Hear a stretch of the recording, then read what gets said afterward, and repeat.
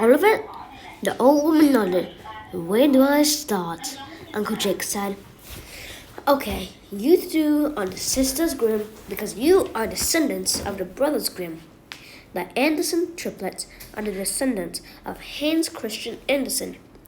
So they're fairy tale detectives too? Said Daphne. No, not exactly. They don't investigate mysteries. They hunt and collect magical items, Uncle Jake said as he retrieved the wand from his pocket. That's how I got this bad boy.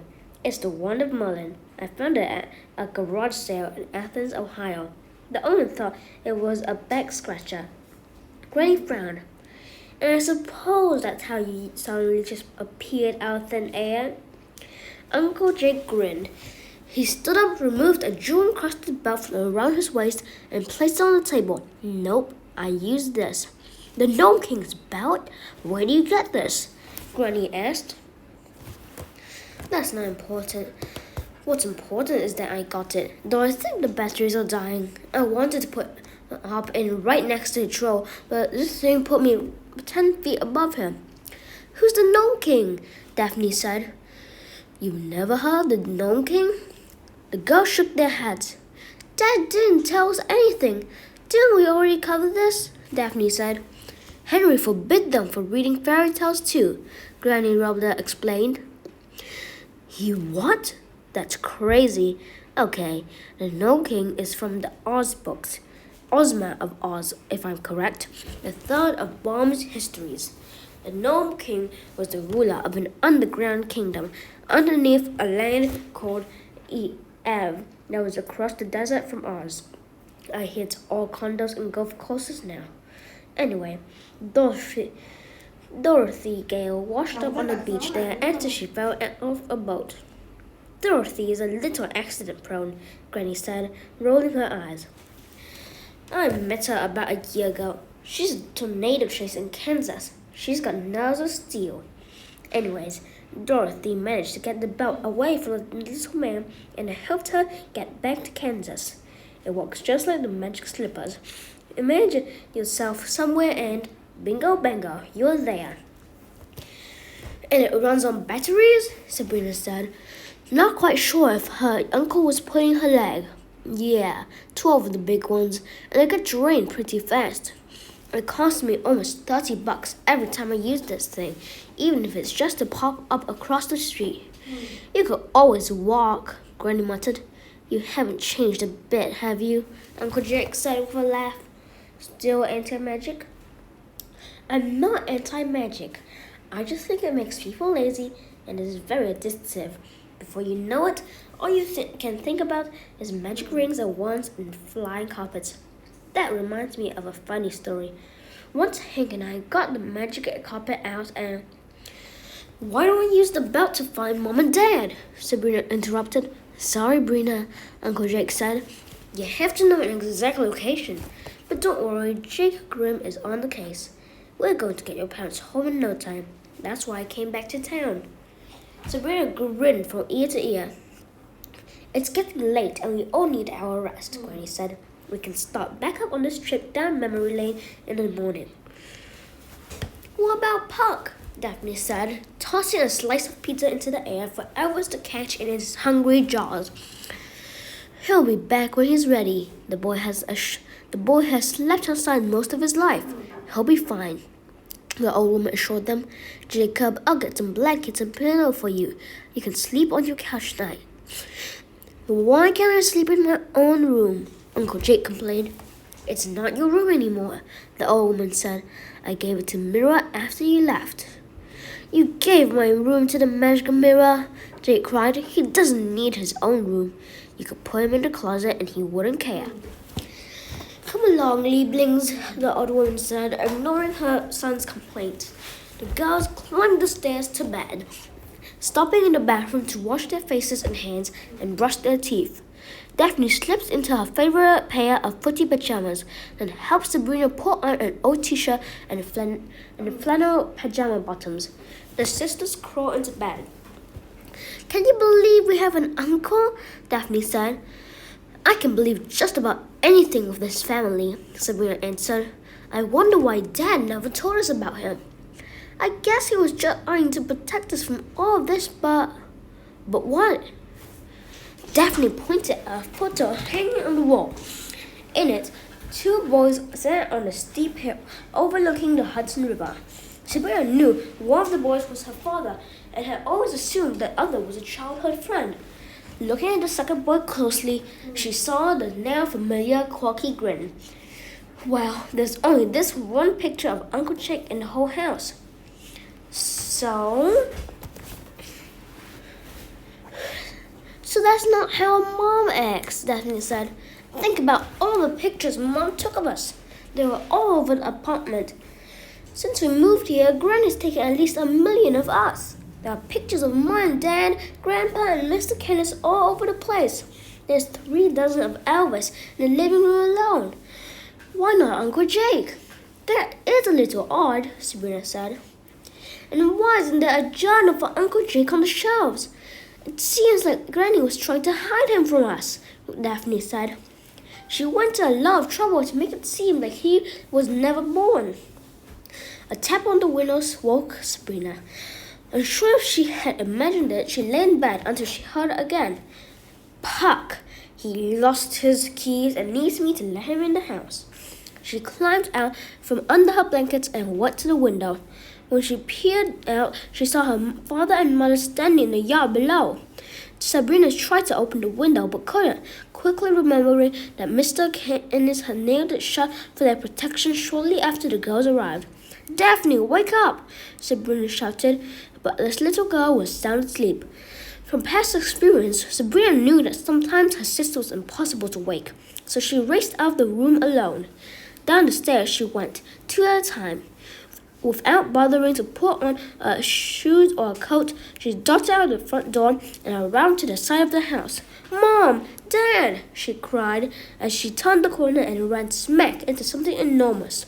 She fell to the cold ground and looked up. The Jabberwocky was standing over her. In each of its disgusting hands was a puppet, one soon to resemble a man with blonde hair, and the other a woman with raven locks, crudely similar to her parents. Sitting on the beast's shoulders was Little Red Riding Hood. Sabrina crawled backward across the frozen grass, desperate to get away. The Jabberwocky tossed its puppets aside. Reaching down, it snatched Sabrina off the ground and dragged her close to its 1,000 gnashing teeth. Red Riding Hood leaned down and smiled as if they were great friends.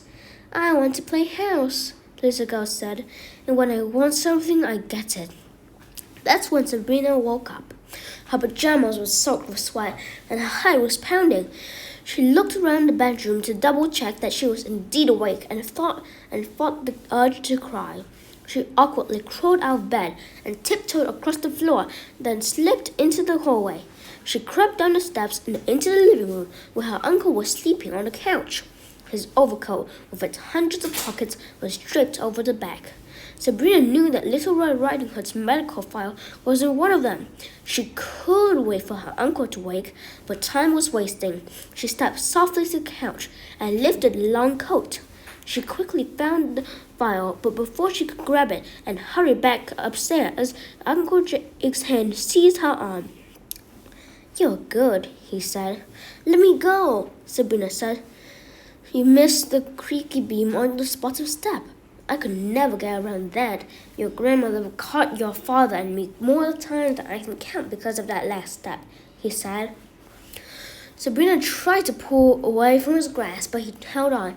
You could have just asked for it, he continued. Her uncle reached into his overcoat and removed the Red Riding Hood's rolled-up medical file. He released Sabrina's arm and handed her the file. I couldn't trust you to give it to me, Sabrina tried to explain. Granny keeps telling me all this Red Riding Hood stuff is too dangerous. I figured you'd just say the same. Now I know your father never told you anything about me. I love my mom, but we rarely agree on anything, Uncle Jake said with a laugh. Listen, your grandmother's right. These people who took your parents are dangerous, but we still have to face them to get Henry and Veronica home. I think we should do it together. I figure that way we can get both of them back home a lot faster. Faster was what Sabrina wanted. She nodded and Uncle Jake leaped off the couch. Good, let's get started. But first we need a little magic. He led her into the kitchen and flipped on the light, then searched through every cabinet until he finally found what he wanted. A can of coffee. Liquid magic, he said with a grin. Sabrina's mom and dad were coffee fanatics. They drank at morning, noon, and night. She'd seen her mother wait in hour-long lines and pay more than $5 for a cup of foam she called a latte. When her father was late for work, he drank a mug of coffee in the shower. Sabrina had once asked for a sip, but her dad had refused. It's not good for a kid, he'd said as he swallowed a big gulp. It will stunt your growth. Uncle Jake found some coffee filters in the drawer and an ancient instruction manual for the coffee maker. In no time, the smell of fresh roast was filling the room, and his magical elixir was dripping into the pot. When the coffee was finished, he poured out 2 mugs worth and handed one to Sabrina. She took a sip. It was bitter and gross and tasted a lot like mud. She spit it out into the sink and turned on the faucet and stuck her mouth under the cool water to wash out the taste. When you get older, you'll love it, her uncle said. If this is what I have to look forward to when I'm older, I think I'll stay 11. You know, I wanted to apologize about the other night, Uncle Jake said, but you kids won't give me a chance to explain who I was. We generally don't give the benefit of the doubt to weirdos hanging around in burnt-out buildings, Sabrina said. Thanks, one-to-know one, Uncle Jake laughed. He opened the sugar bowl and spooned 3 helpings into Sabrina's mug. This will kill the bitterness. Sabrina stirred the concoction and took another sip. It was better. She nodded at her uncle and he smiled. He led her into the dining room and they both sat down. Sabrina set Red Riding Hood's medical file on the table and her uncle opened it. I looked through this earlier, but I didn't understand much of it. There's a lot of medical mumbo-jumbo in here, but I have discovered one thing, Uncle Jake said. What's that? Little Red Riding Hood is a certifiable Looney Tune. Sabrina frowned. I could have told you that. Uncle Jake grinned. I also found this, he said, passing her a yellow sheet with typing on it. The little girl's history. Little Red Riding Hood's medical history read much like her famous fairy tale story. She was sent into the woods by her mother to take her old grandmother some food. Along the way, she met a horrible beast she described as a wolf. When she got to the house, she saw what she thought was her grandmother sitting in bed. Her grandmother had actually been killed and eaten by the wolf. The beast had put on her grandmother's clothing to fool the child. Just before the wolf could kill Little Red Riding Hood as well, the child discovered the disguise and ran into the woods. There she found a woodcutter who hunted the wolf, cut him open, and shoved rocks into his belly. Then this woodcutter tossed the wolf's body into the river where it sank to the bottom. The man took the girl back to the village in hopes of returning her to her family, but her parents were never found. It was the doctor's belief that Red Riding Hood's mind was severely distressed by the events, causing her to have a break with reality. The doctors had no success reaching her, and medications were equally unsuccessful. The big bad wolf made her crazy, Sabrina said. She thought of Mr. Canis. The old man hadn't been capable of such brutality, but his alter ego, the wolf, was pure evil. For a moment, Sabrina felt sorry for Red Riding Hood. That's what her doctors thought too. But you don't need a medical degree to figure that out. All you have to do is look at these. He handed her a stack of papers. Sabrina flipped through them. The first few were finger paintings of a family. There was a mother and a father holding a baby, a kitten, a grandmother, and a ferocious-looking dog. As Sabrina flipped through them, she found that the colors the girl used were